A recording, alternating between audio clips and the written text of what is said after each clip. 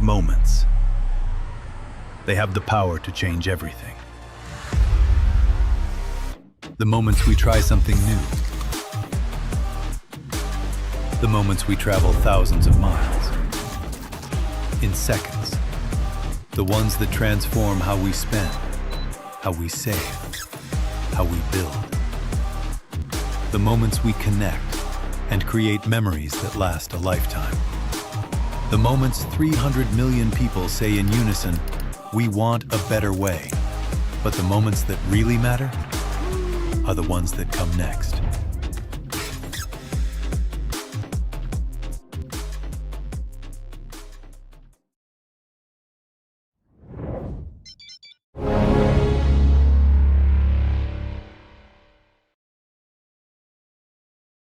Happy Wednesday, everyone, and Happy New Year. Welcome back to another episode of Trading the Markets. It's our first one of the year, and we have a great one coming up for you. Kris is going to dive into a whole bunch of information that is going to be shaping the market. So we'll get into that. But first, I would be remiss if I did not mention the crypto gathering. The holiday season is kind of just ending.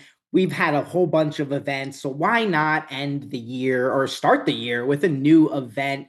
Crypto Gathering is going to be in Miami, January 22nd through the 25th. And if you haven't gotten your passes yet and you're kind of just waiting around, we do have a new social pass available for you. So if you're bringing a +1 or you're only able to make it to a few events, you don't want to go to all the talks, you just want to go to the welcome party and the goodbye party and hang out with people, that is the pass for you. So head on over to realvision.com/crypto gathering for more information. And while you're at it, come and join us at the Lowe's. We're going to be there hanging out, having a great time. So again, January 22nd through the 25th. Hope to see you all there. I know I'll be seeing Kris there. Kris, I saw you there as well. I met you for the first time last year in person. Yeah. At last year's crypto gathering. So looking forward to seeing you again in person. How are you? Are you excited for the crypto gathering? What are your vibes leading up to the event?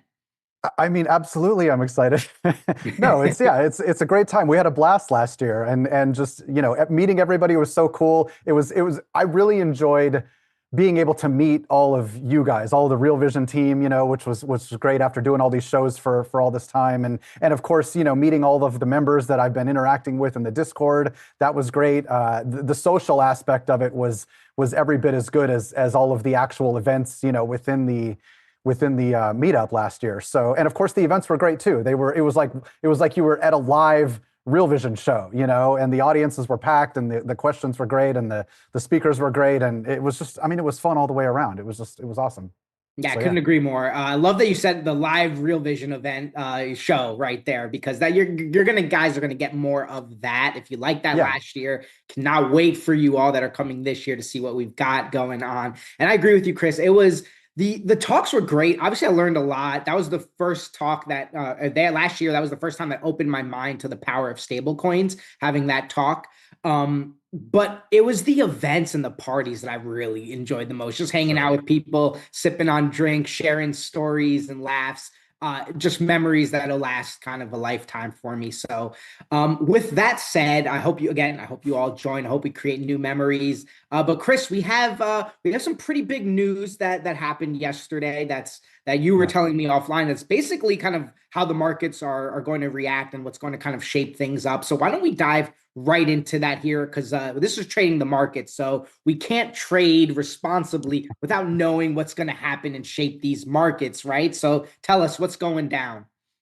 So I guess if you haven't sort of been living under a rock for the last few months, we've been talking about this MSCI situation with MicroStrategy and the digital asset treasuries and also the Bitcoin miners that are all potentially impacted by this.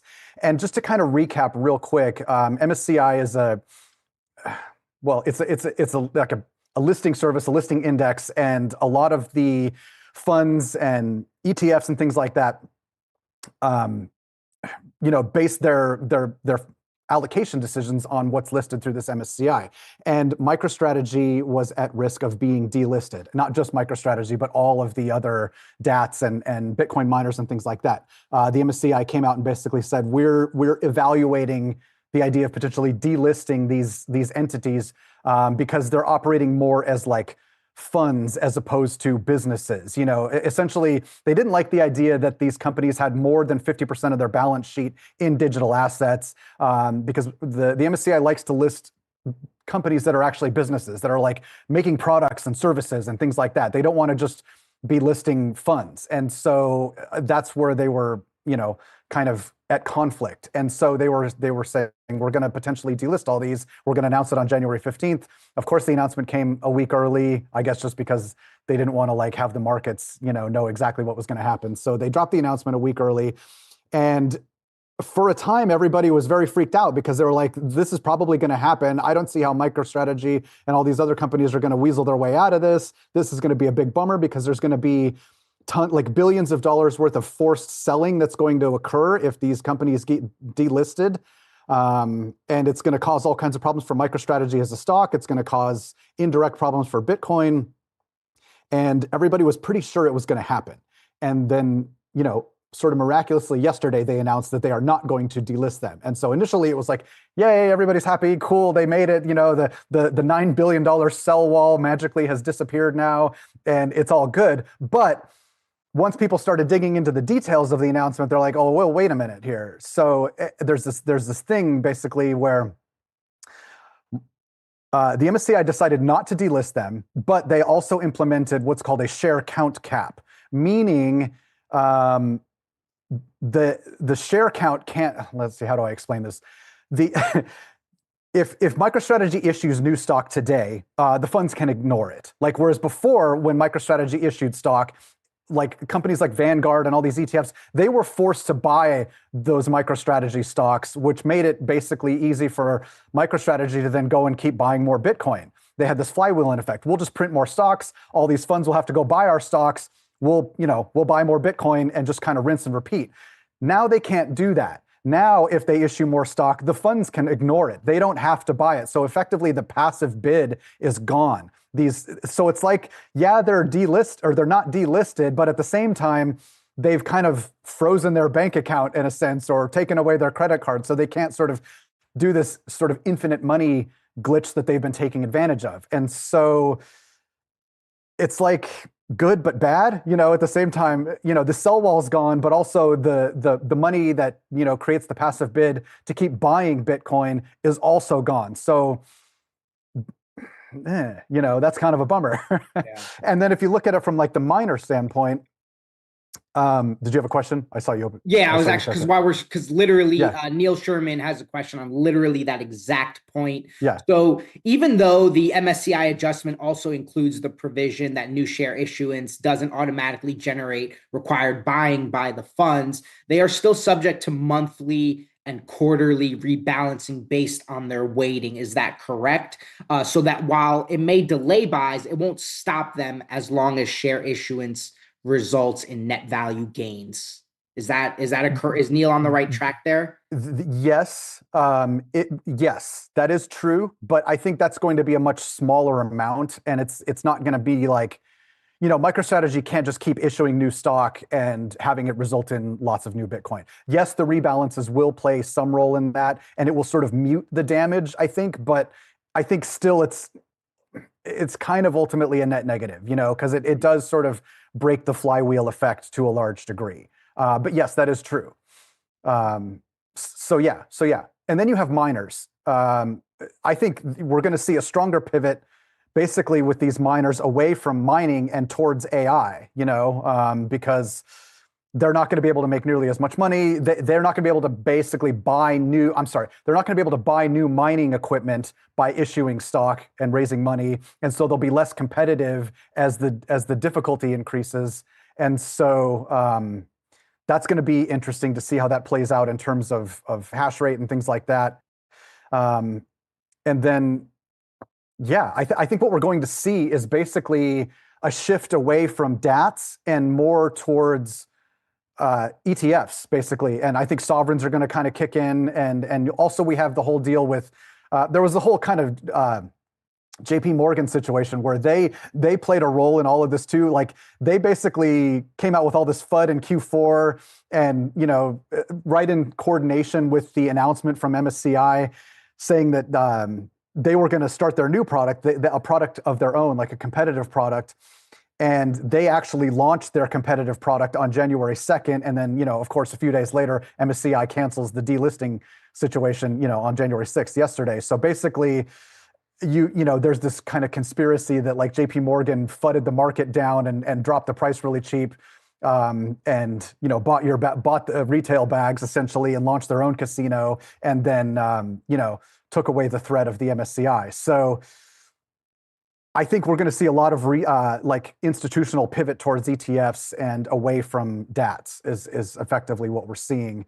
And I don't know, it's going to be interesting. Like MicroStrategy will still be around. They're not going away. They're not going to sell their Bitcoin, but there's like very little incentive now for DAT companies. I think also buried in that announcement, no new DAT companies can come online either. So it's like the ones that are there are sort of grandfathered in, but also they can't really benefit from the flywheel effects that they were having. So DATs are going to kind of, I feel like, just slowly fade away. And yeah, we'll see a pivot towards ETFs, which isn't all bad necessarily, but it does take away a lot of that passive bid that Bitcoin was benefiting from. And so now it's going to kind of have to stand on its own 2 feet a little bit more, and we'll sort of see how that plays out. But another thing I want to touch on is there is a bit of a mechanical unwind from all of this that we're seeing, and that is over the last couple of months.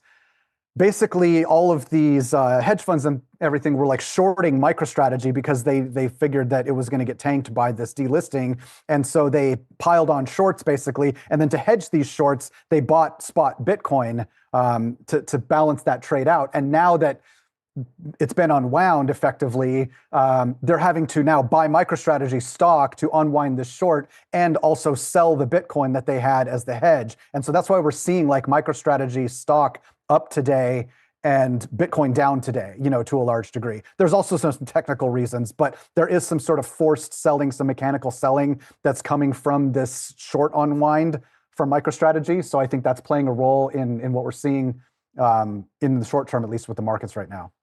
And kind of taking that more longer term, do you expect that to be good for MicroStrategy stock? Like, do you expect MicroStrategy stock to continue that recovery, or like how are you looking at that as more of a long-term thing, I guess, or is it more of a wait and see? It's going to kind of be a wait and see. There's still, the situation's still not over. The MSCI kind of just kicked the can a little bit. They're going to continue to evaluate this, and then in February, it's going to be open for more debate.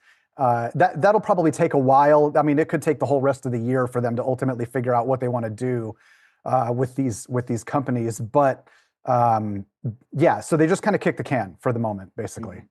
And now we touched on the miners a little bit, but I want to ask you, how do you think this like overall is for the miners? Because we have seen them kind of, I guess, repurpose themselves or kind of reinvent themselves and not just focus on Bitcoin mining, kind of repurposing and loaning out their energy for AI and powering data centers. We've seen, Bitminer, really just accumulating tons of ETH as well. How do you view that for the miners as a whole? And do you think maybe looking into miners and having them kind of expand their offerings and their services is a good thing for investment purposes?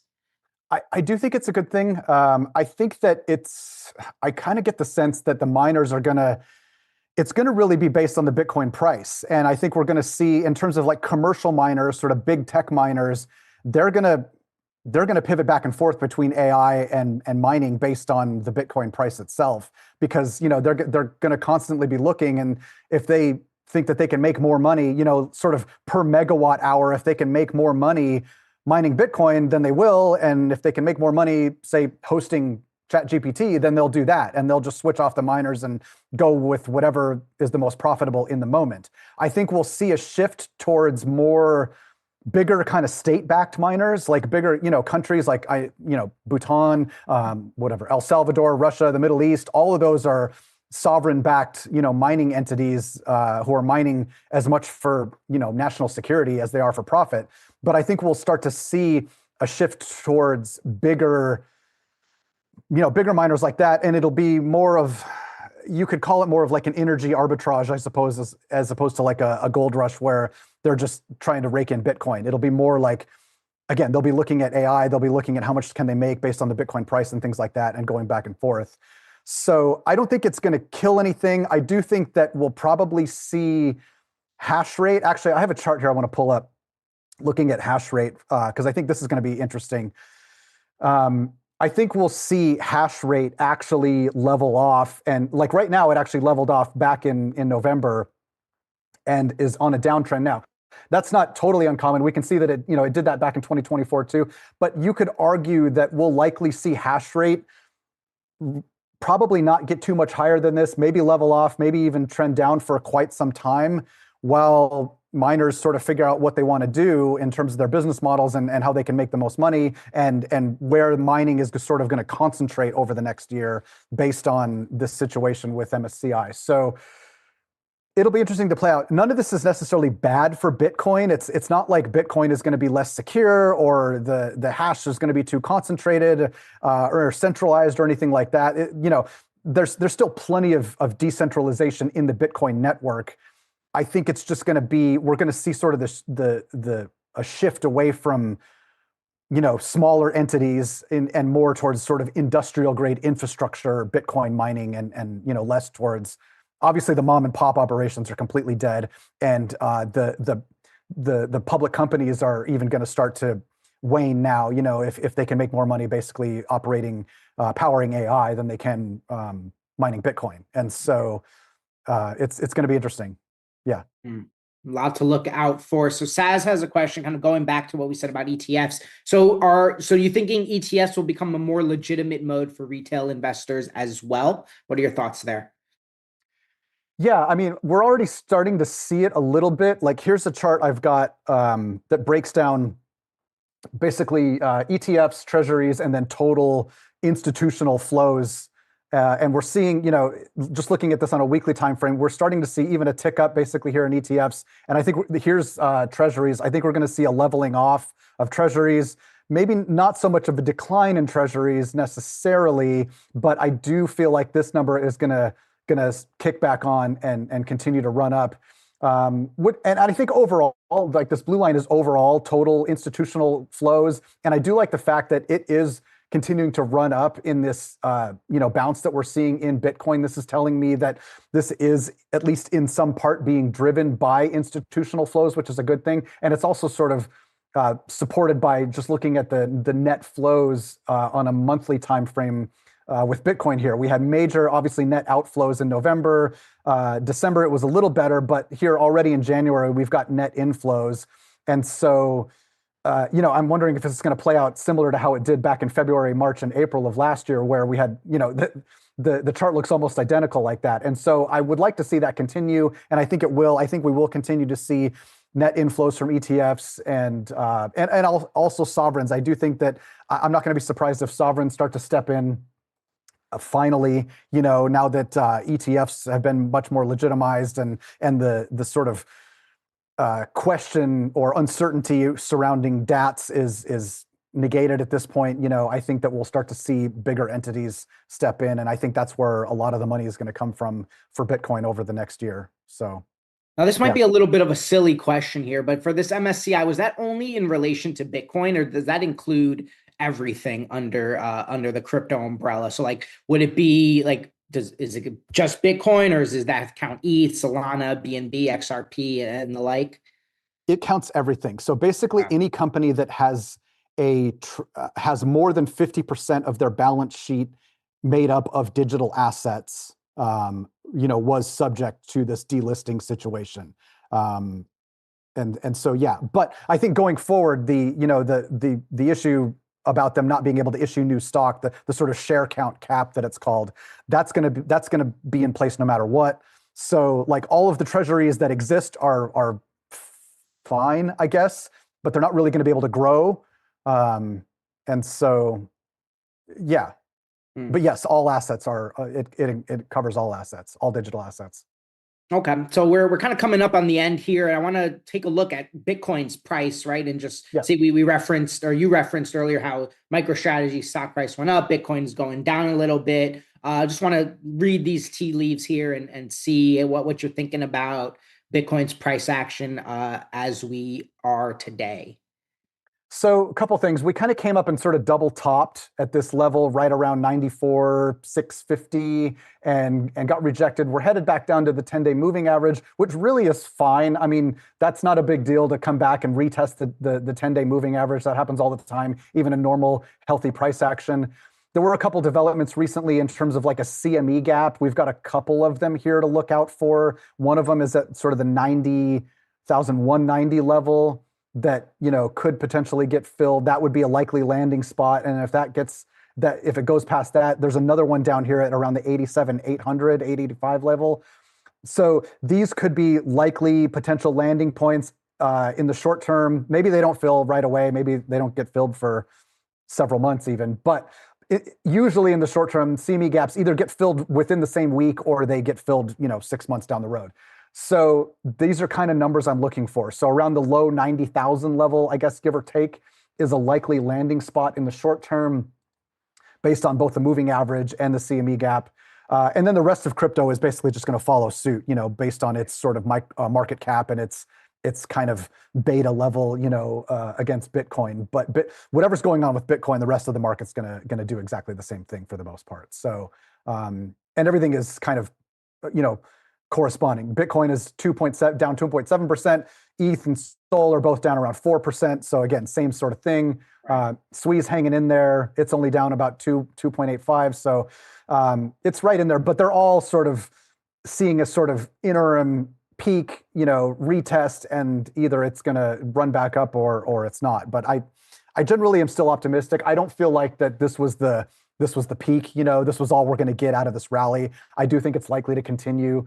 And so I think we're just seeing a little bit of a retest, a slowdown retest, basically back to the moving average and then back up again. So that's my gut right now. And tax season is approaching too, right? In the next, by April 15th, we have the deadline. So usually that's been a kind of a time period that people look for liquidity to re-enter the market, at least from a retail perspective, right? They look for liquidity to enter the market. And there are those rumors of tariff dividends being paid out, if you will. So we'll see. And I think the rumor was that they might even be added to the tax return, but I guess we'll just have to wait and see how that plays out.